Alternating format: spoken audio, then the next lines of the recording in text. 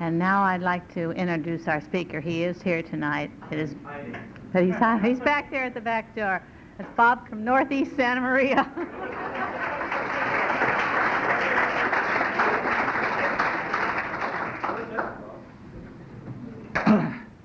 My name is Bob. I'm an alcoholic. And if I can stand here for about 10 or 15 minutes while my legs quit shaking and my voice can get normal, then we know that you're going to be here for a while.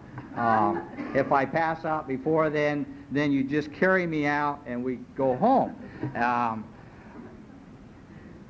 I guess I'd better start tonight in a place where I usually don't do it, and the reason for that is I usually don't get to this part. Dorothy is just fine today. She's recovered. She's a loving person, and I like her, and she likes me. I think that takes care of that part. So many people ask me after one of my things, well, what happened to what's her name? You know, did she ever get better? You can see obviously that I haven't, so see, that was one of the things I wanted to make sure and do. Oh, and the other thing was Al-Anons and visitors, would you raise your hands? It doesn't make any difference. The reason I had you do that is because, you know, I wouldn't want alcoholics to raise their hands because we lie a lot anyway. The other reason is we're getting a lot of people in AA from Al-Anon. I just wanted to warn some of you who may have raised your hands that if I make any sense at all, you may be in deep shit.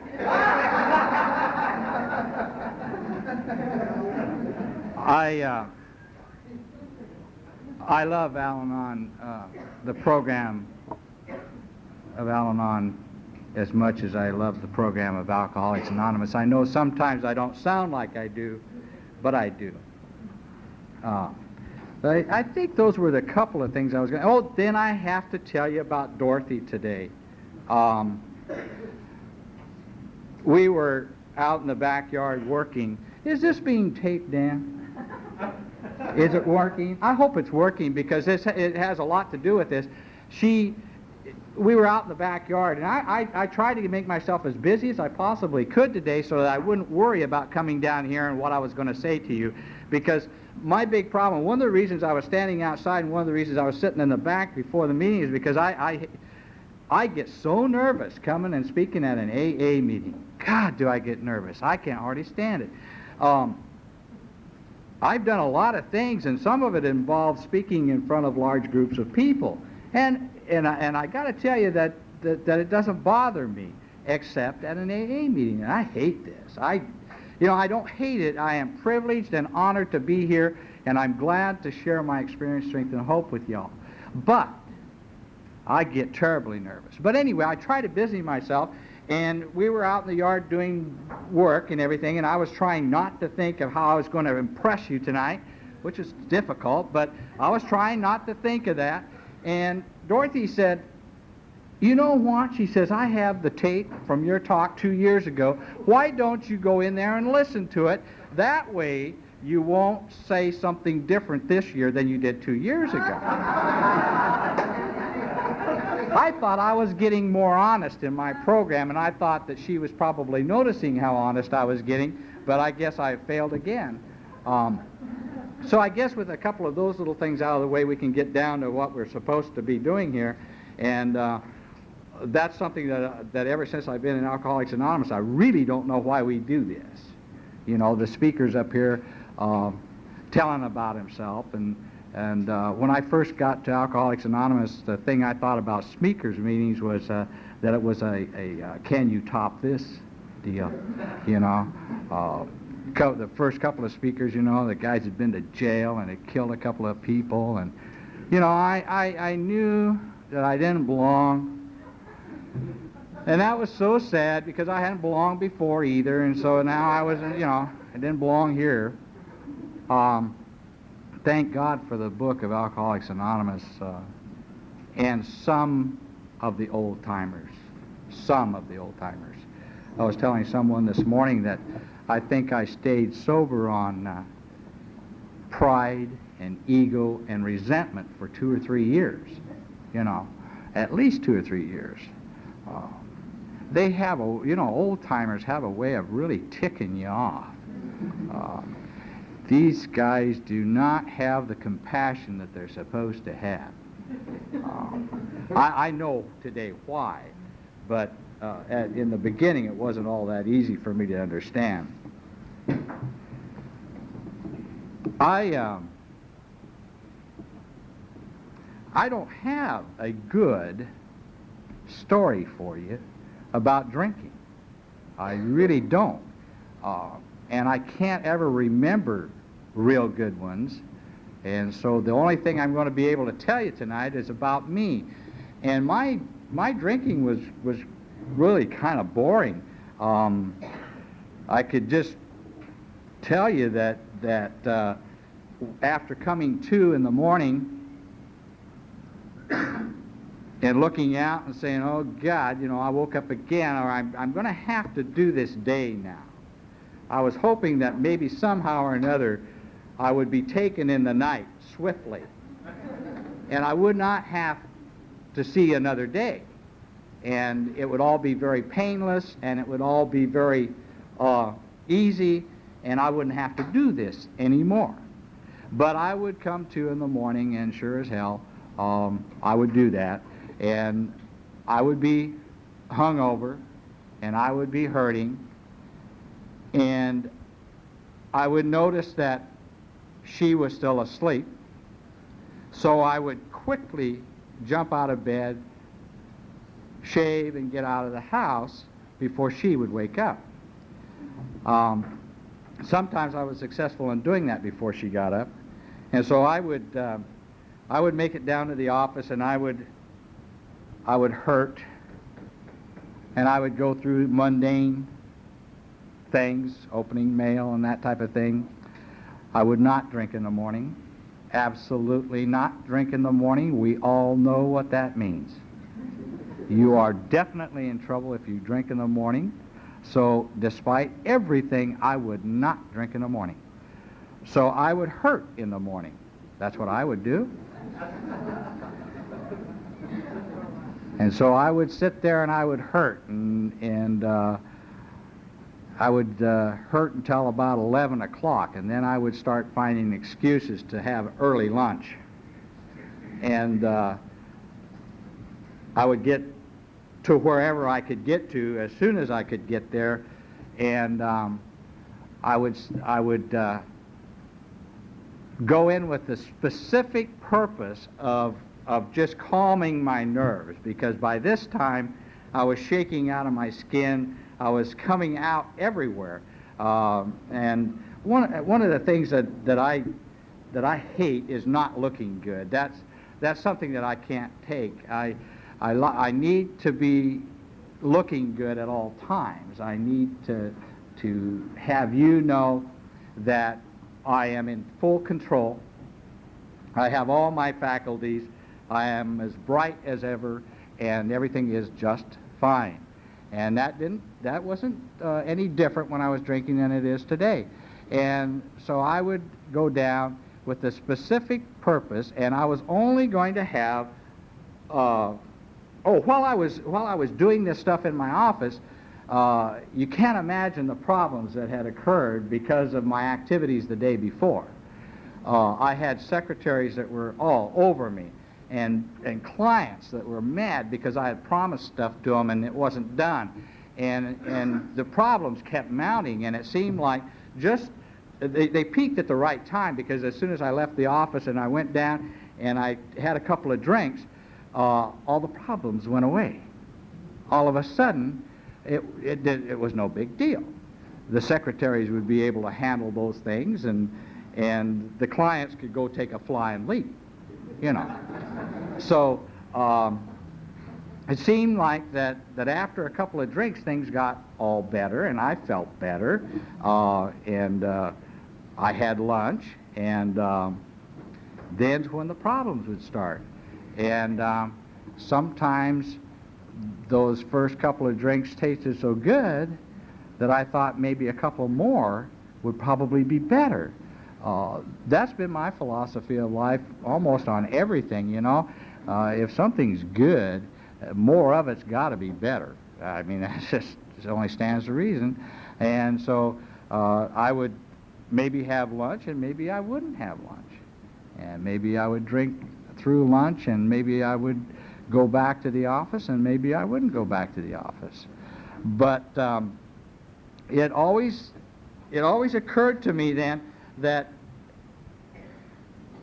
something was kind of wrong, because other people weren't doing that. You know, I seemed to lack the ability to remember things, like kids' birthdays and anniversaries and stuff like that. But of course, I was into much more important areas.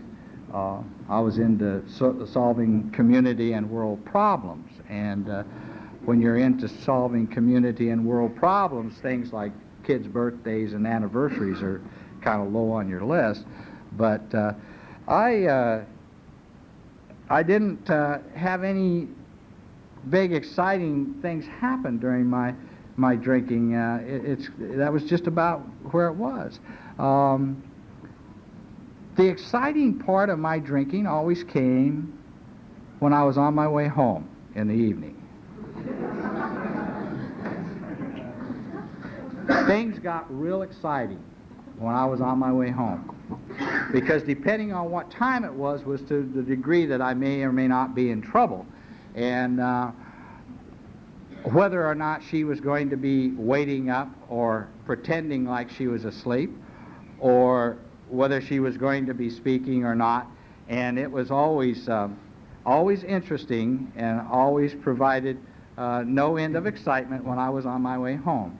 And typical deal would be that I would show up at the front door, and she would be standing there looking at me as I crawled up the stairs and up the driveway, and she would say something real brilliant. You know, I knew she was in trouble. She'd say, "Have you been drinking?" Well, obviously I'd been drinking. Hell, I couldn't stand up, you know. Well, yeah, I didn't get crippled that day, you know. But she would say, "Have you been drinking?" And I would say, "No." And she wouldn't believe me. I couldn't, you know, this is unreal. So I wasn't excited about driving up to the house and seeing the lights on. When I drove up to the house and the lights were off, well, then I was, you know, that was a little bit better. I became one of the best unpackers in the whole world. I never packed a suitcase, but I unpacked a bunch of them.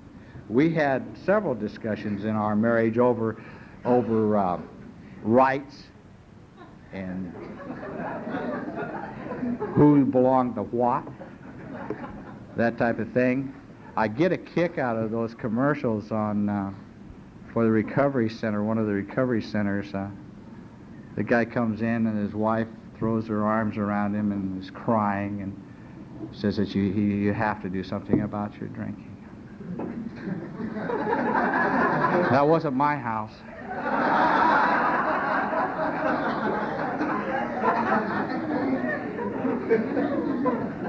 It was a lot more exciting at my house.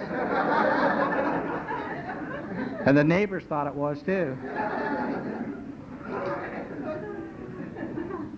But her attitude deteriorated over the years. I just could not keep her straight on who it was she was talking to. I was the father of her children. I was the provider of all the lovely things she had. The home and the cars, and you know, and besides that, I was well known and respected in the community.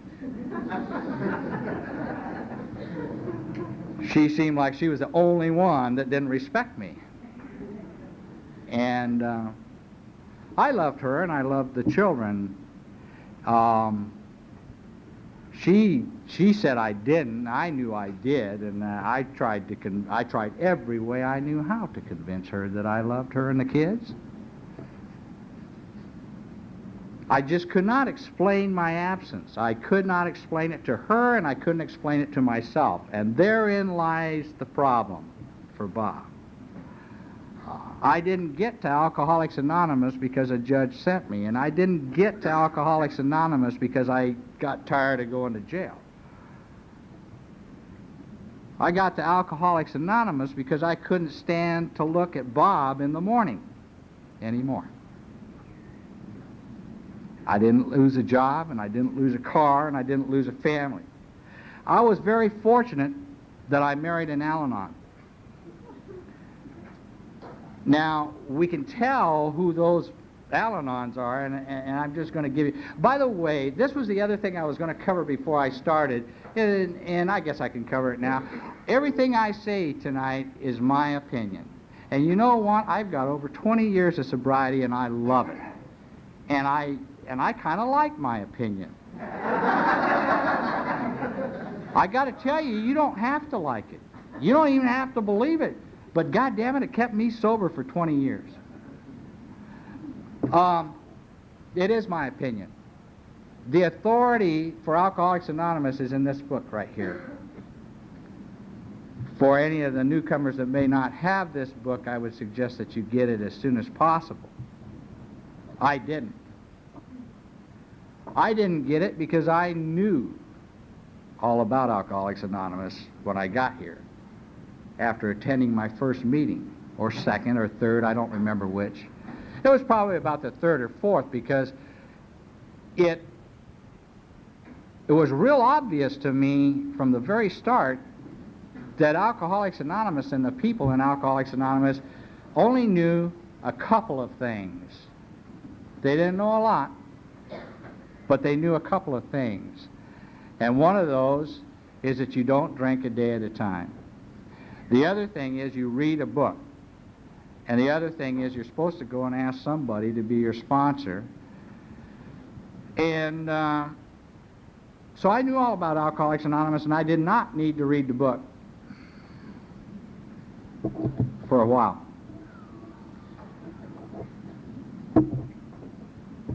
I got the book and I read it. I suggest you do that so that you don't it doesn't take you as long as it took me, and you may not have to white knuckle it as long as I did. So many things I did wrong in the program of Alcoholics Anonymous. The only reason I have 20 years of sobriety is because I didn't drink for those 20 years. The rest of it was coming apart from time to time. But that's only because I didn't follow the instructions. That's only because I knew that it was only a matter of education. I was brought up with the attitude that the solution to everything was in education.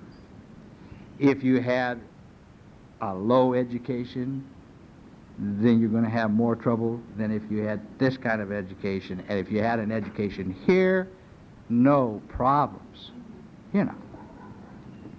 And so I came into Alcoholics Anonymous with that attitude. It was only a matter of determining what it was that was wrong with me, and then I was going to fix that, and we would go on, because with education as the key, it was only a matter of time.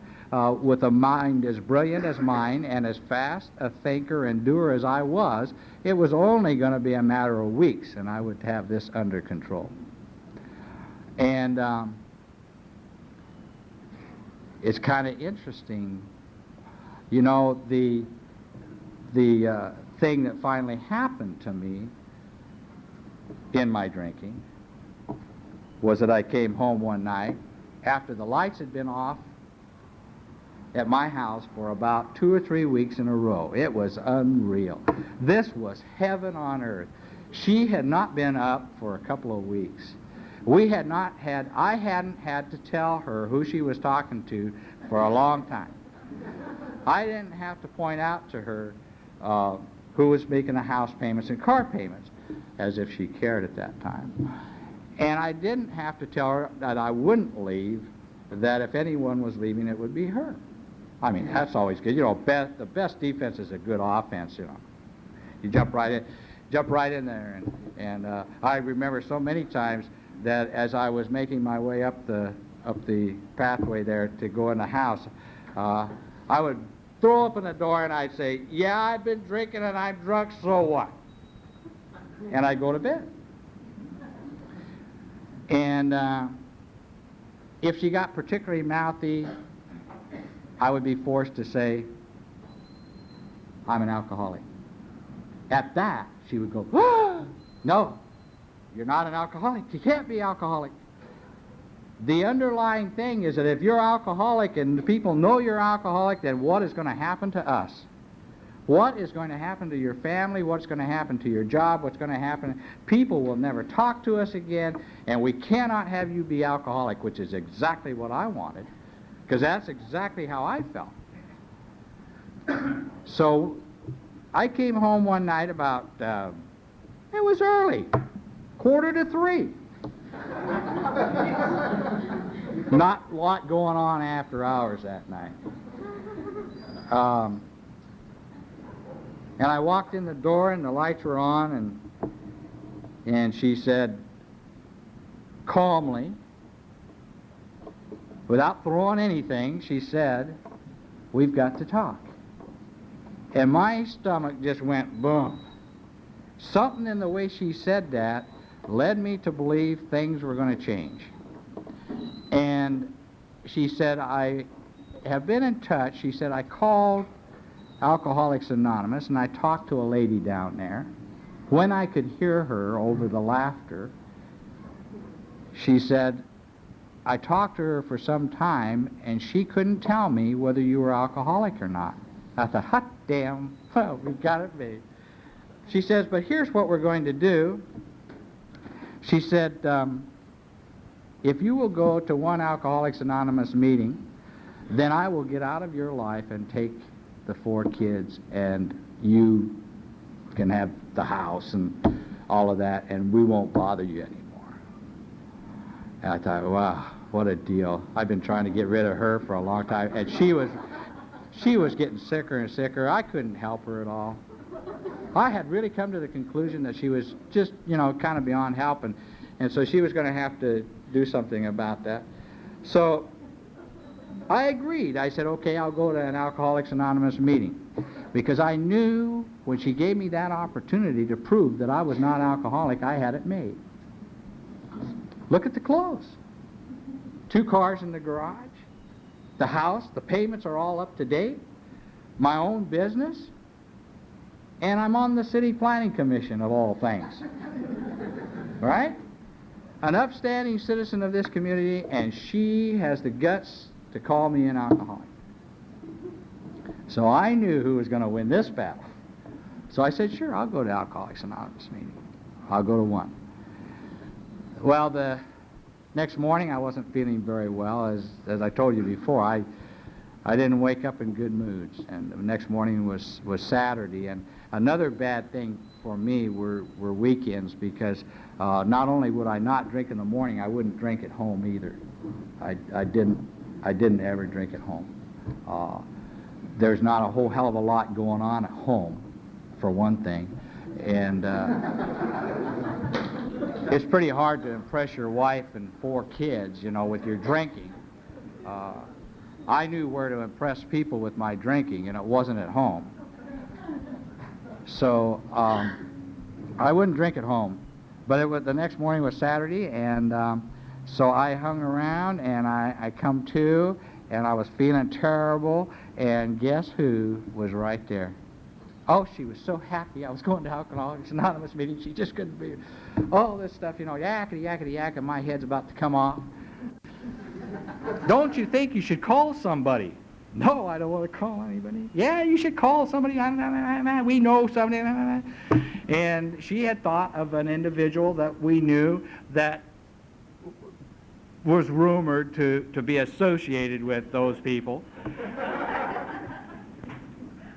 And so she insisted that I call this individual.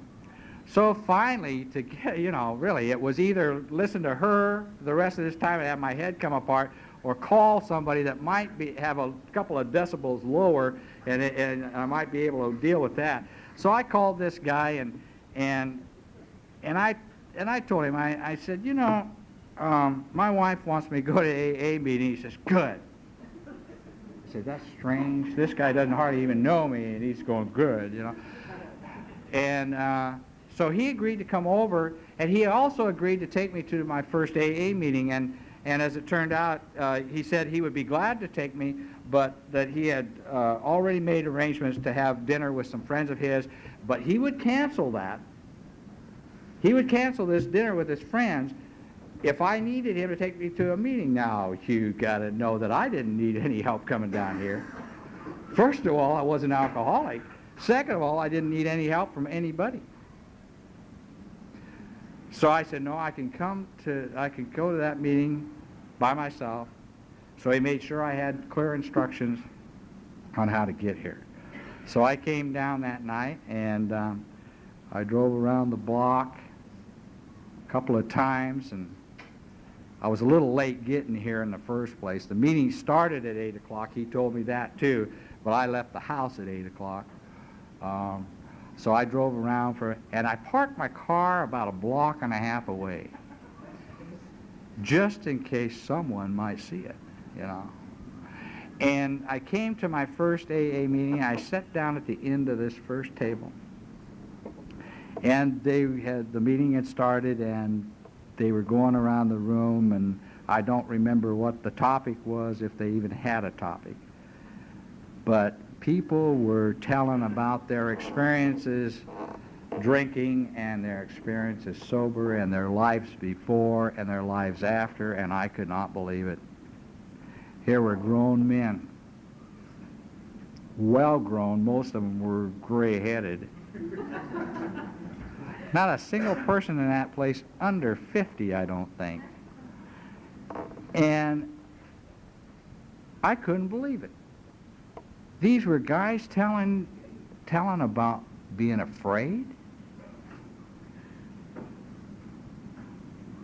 how fearful they were, how afraid they were, what was happening, and that they had come into Alcoholics Anonymous, and that they hadn't drank, and that things were going better, and families were being put back together, and I couldn't believe it. Mine was coming apart. My whole life was coming apart. As much as I had tried, as much effort as I was giving this whole thing, it was still coming apart. And the harder I tried, the more it was coming apart. It seemed like I just could not do it.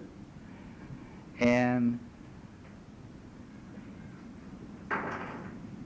I felt for the first time at that AA meeting that there were at least some other individuals on the face of this earth that had some of the feelings that I had.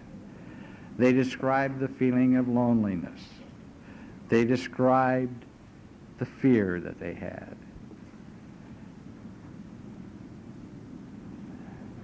And they gave me the hope that I too could solve those problems if I but didn't drink a day at a time and kept coming back to AA meetings.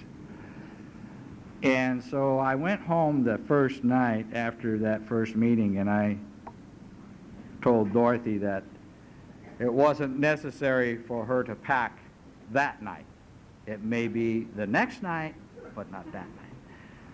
So I kept coming to Alcoholics Anonymous meetings, and I kept listening to the stories, and like I say, in the beginning I did the things that we all probably do, and that was tried to eliminate myself. I'd never been in jail. The fact that I knew all of the police department didn't have anything to do with it. So many things that I credited myself with, I can see the reason for today. But to me, it was just pure. It was those things that I had done that caused me. You know, I was cagey, I was smooth, and I was slick. And they were having a tough time catching me. The fact was that I'd been driven home not too many nights before that night when I came in by the police department of the city of Santa Maria. So I kept coming to meetings and I kept listening to them, and like I say, the fact was that I'd been driven home not too many nights before that night when I came in by the police department of the city of Santa Maria. So I kept coming to meetings and I kept listening to them, and like I say, the first identification I had was that maybe some of the things that I had going on inside me, someone else had too, and that they could, and they were people that I could in fact communicate with. Because even those people that I was talking to in the bars were not understanding what I was all about. And like it says in chapter 11, that the grayness of loneliness and terror was there, and I didn't know why. Because as far as I was concerned, on the outward, looking good most of the time, everything was okay for me. The drinking was a problem more for my wife than it was for me. And that's only because she didn't understand how to have fun.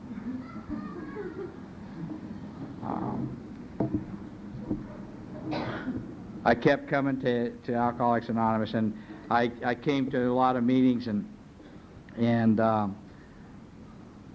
like I say, I'd been coming for over a month, and figured out that Alcoholics Anonymous knew a couple of things. They knew that you didn't drink a day at a time, and that they had a book that they wanted you to read, and you were supposed to ask some guy to be your sponsor or something like that.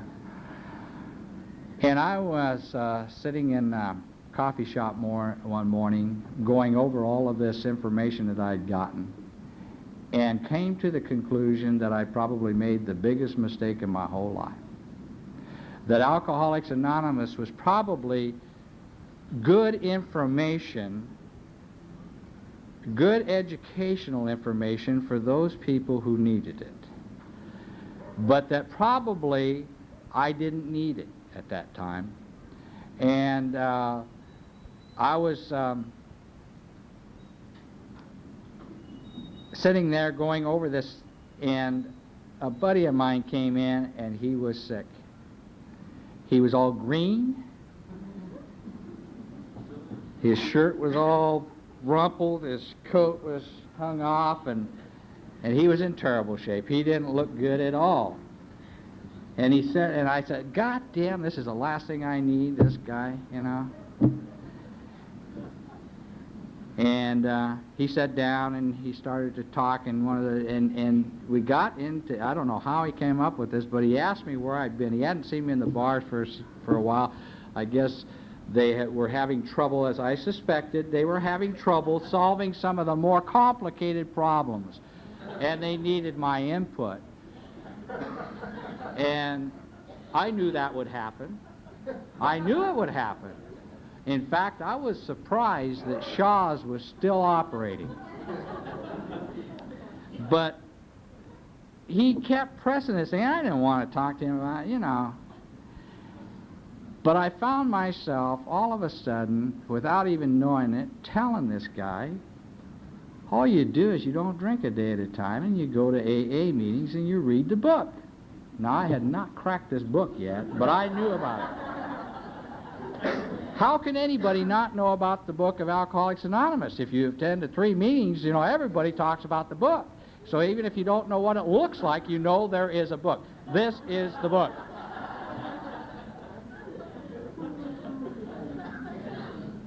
So I could tell that he was in not too good a shape, and that the very least I could do is maybe help him. So I insisted that he come to an AA meeting and find out for himself if he was alcoholic. That's the way it had been presented to me. Bob, you go to Alcoholics Anonymous and you determine if you are alcoholic. Nobody's going to tell you if you're alcoholic. And so far, nobody had, you know. So I told him the same deal. I gave him the same deal that was given to me. You go to AA and you find out if you can eliminate yourself. Because that's what I was doing. I was trying to eliminate myself. I found some of the strangest ways to do that, too. It was really interesting looking back on that. But, in fact, one night I can remember Dorothy sent me here to find out if I was alcoholic. And I went charging home one night after an AA meeting, and I sat her down, and I went right in there. I said, we got to talk. You know, we got to talk. Sit down. And I said, my sobriety comes first, no matter what. Great information for her, wasn't it? Right. But anyway, this guy decided that he would, I don't think he had much choice. I think I was pretty persistent on getting him here.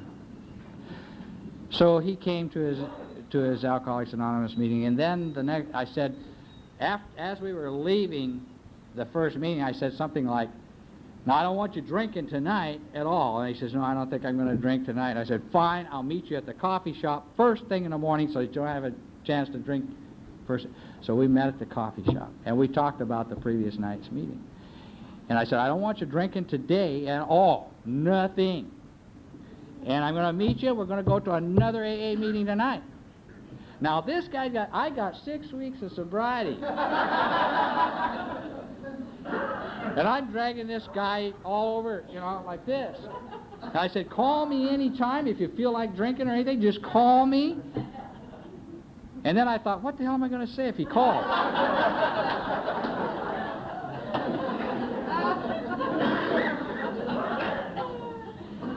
So we went to the next night. We went to another meeting that night.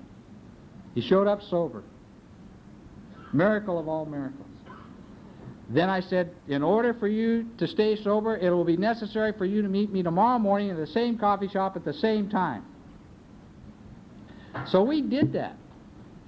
Day after day, month after month, and then the screwball went out and drank after 2.5 years.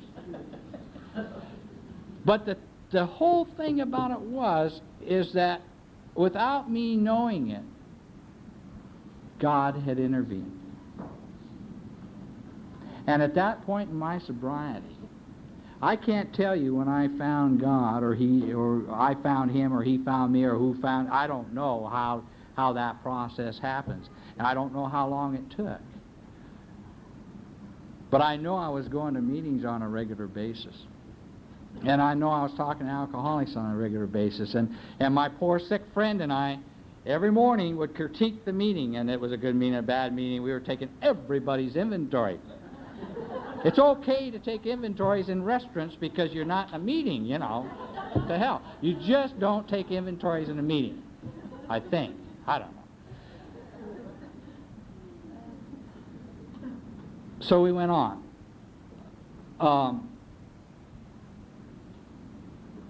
One of the other things that happened to me in my sobriety is that it occurred to me after a while that I had had enough meetings.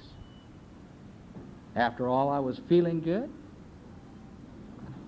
It had been a long time since I had woke up in the morning shaking and everything, and I was feeling pretty good. I was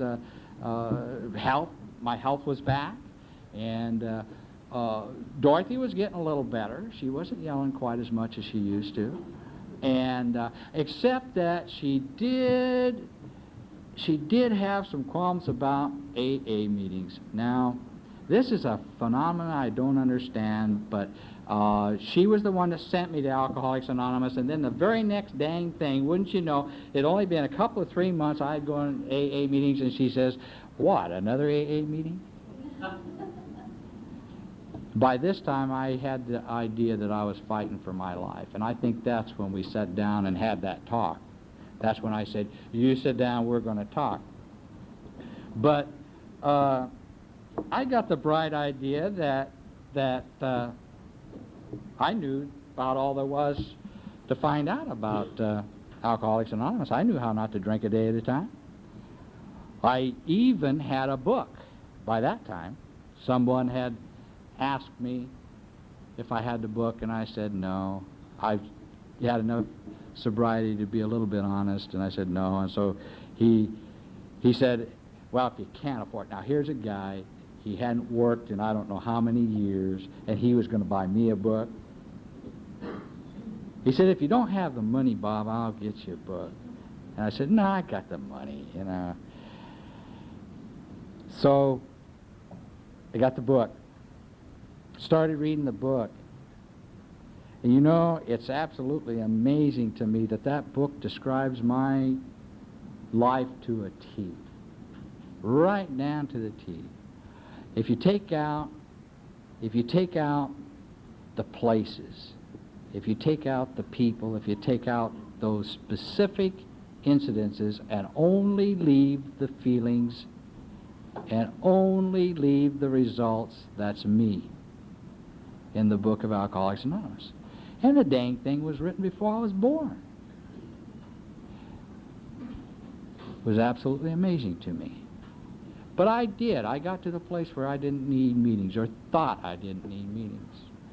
And so I didn't go to meetings as regular as I should, because after all, people with certain lengths of sobriety don't need those things that newcomers do. And that always amazes me today, because I think of Alcoholics Anonymous as literally saving my life. I don't know what I may have done the very day that I came to my first AA meeting. I don't know if I would have successfully made another day of drinking. I don't know that. I don't know if I were to go out and have a drink right now, whether I would be able to do that or not. It doesn't matter anymore. The only thing I do know is that I tried it going to meetings, and I tried it not going to meetings. And that's one of the reasons that I go to a lot of meetings today, because I like a lot of meetings. Other people don't, for some reason, or seem to not. I know one person that stayed away from meetings a long time and came back and got active, and I'm sure they're very happy that they did, just like I did when I came back. And what happened when I came back was I had a son who was heavy into drugs. He was 14 years old, and he was running away, and he was drugging and drinking and having a great old time. And I was having to pick him up in like King City and San Jose and Los Angeles, you know, and all that kind of stuff, you know. LAPD, come and get your breath, you know, and all this sort of stuff, you know. And I came back to AA because I couldn't live like that. I wasn't drinking, but I couldn't live like that. How in the hell do you live? I know how not to drink, but I found out that I didn't know how to live. Had nothing to grasp onto, nothing to hold on to. And not drinking a day at a time is nothing to hold on to. For me, it isn't. So I got back into Alcoholics Anonymous, and I got active, and I started going through the steps, and I started finding out what this higher power and what God and what Alcoholics Anonymous was all about.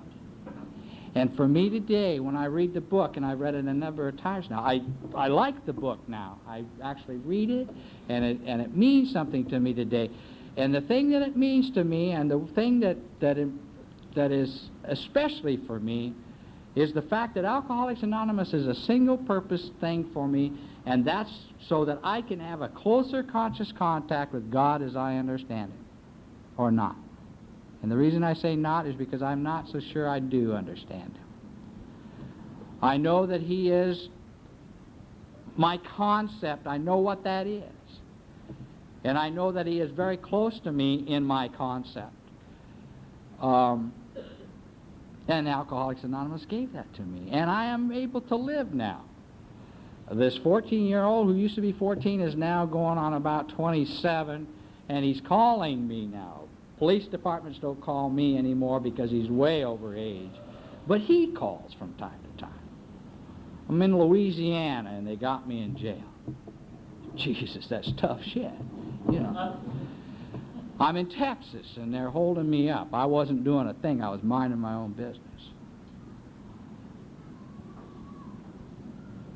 And when I got into Alcoholics Anonymous myself, one of the thoughts that occurred to me at one of the meetings, I was sitting there and I thought, you know, at least if I stay sober and at least if I work the program of Alcoholics Anonymous, my children are not going to have to go through this. Wrong. Every single individual on the face of the earth has to deal whatever it is they're going to have to deal with. And it's for them to deal with, and I stay the hell out of it. And I can today because my God allows me to. My God allows me to go through that stuff. And He allows me to have a happy, joyous, and free life while it's happening. While things are coming apart here, here, and here, I can stand up here and I can tell you it is wonderful. I am alive and things are going great in my life. He may be in jail, but I don't care.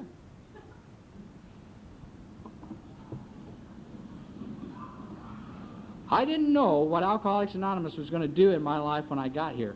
I thought, at first I thought, the very least they would do is elect me president within a couple of weeks. Even though they were older folks, they could see the potential, I'm sure. Then I thought, at least if I stick around Alcoholics Anonymous, I will be sober. And then, as I went on and on and on, I know that this adventure that we go through each and every day is an adventure of 24 hours. It is a time period segmented by itself. I don't have time today to wallow in poor me anymore. I did that for so many years. I am not sorry anymore. I was so sorry when I was drinking that I was the sorriest guy on the whole town. I think Dave's the only guy that was sorrier than me, and he copped out to being sorry because the neighbor's cat got pregnant. Now, I always knew that Dave was a little strange. But anyway, Alcoholics Anonymous has given me a way to live, not a way not to drink today. I haven't had a drink since March the 14th of 1969. Alcohol has not been a problem in my life for over 20 years. Living can be a problem today, if I allow it to be.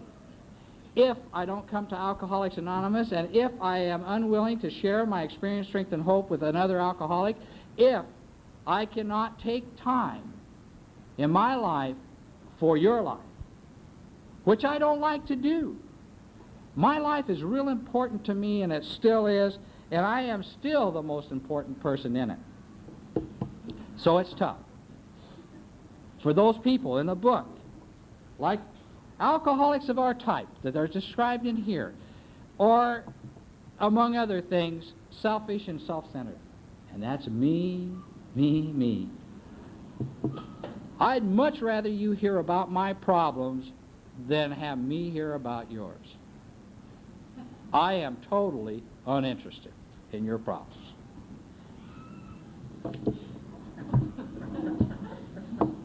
I am vitally interested if you need something I've got. If you need something I have in my program that I can give to you or I can share with you, I am vitally interested in that. I am not interested in listening to how your wife treats you. Because I had one that treated me twice as bad as yours did. And I tried to point that out tonight, and I hope you got the point.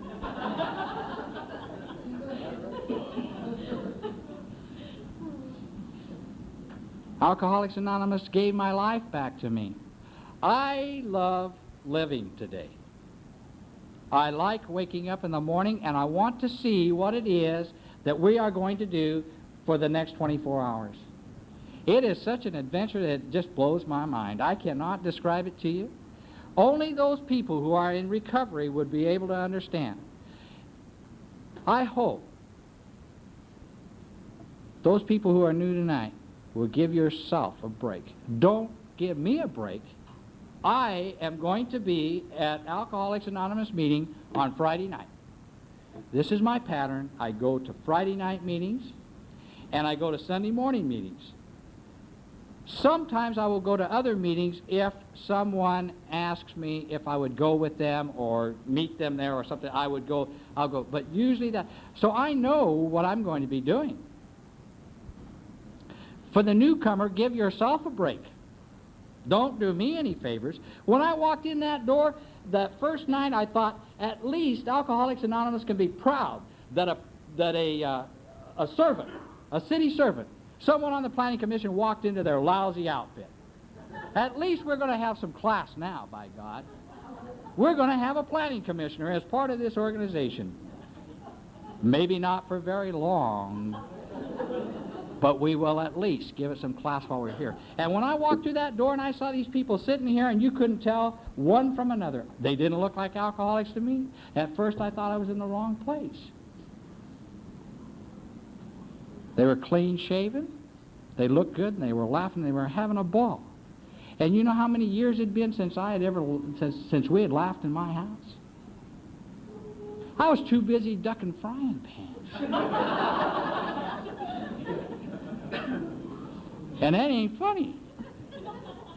Sitting there at your own table, at your own dinner table, with your kids watching, and have your wife dump a plate of spaghetti on your head? Now, wait a minute. I just talked to the mayor not a half hour before I came. And you know what he said? And she wasn't totally uninterested.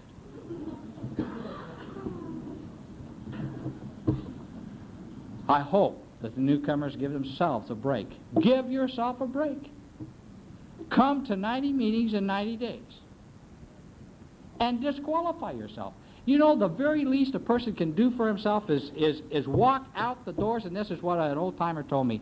He said, Bob, the best thing you could do for yourself is make sure that when you walk out that door and say you're not alcoholic, that you made that decision.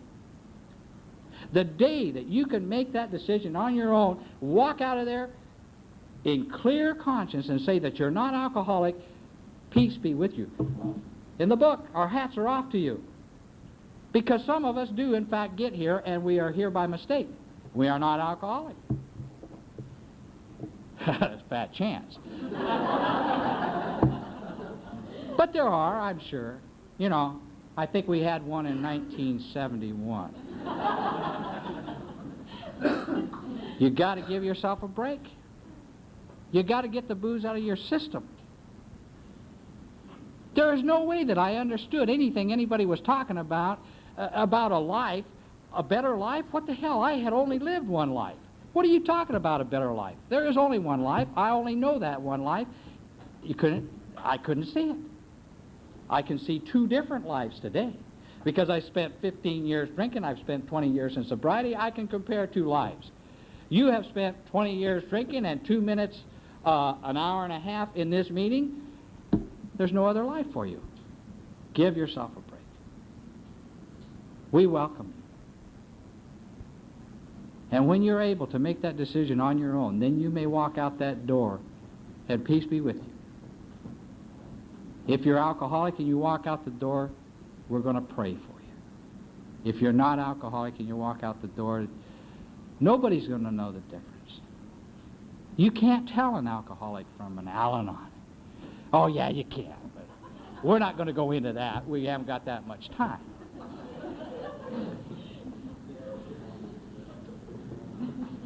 I just want to tell you all how much Dorothy and I love all of you, how much you mean to us in our lives.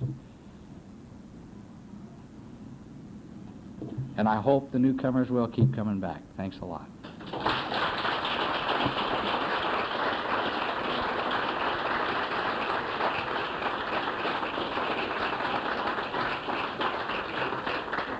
Thank you, Bob. I've asked Dave Jones to read a vision for you.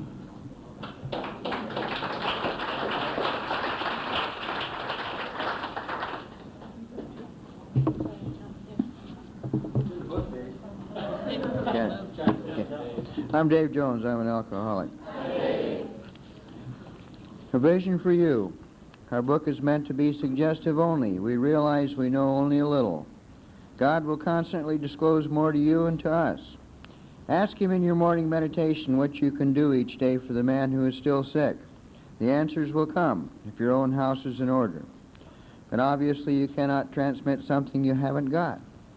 See to it that your relationship with him is right, and great events will come to pass for you and countless others. This is the great fact for us. Abandon yourself to God as you understand God. Admit your faults to him and your fellows. Clear away the wreckage of your past, and give freely of what you find and join us. We shall be with you in the fellowship of the Spirit, and you will surely meet some of us as you trudge the road of happy destiny. May God bless you and keep you until then.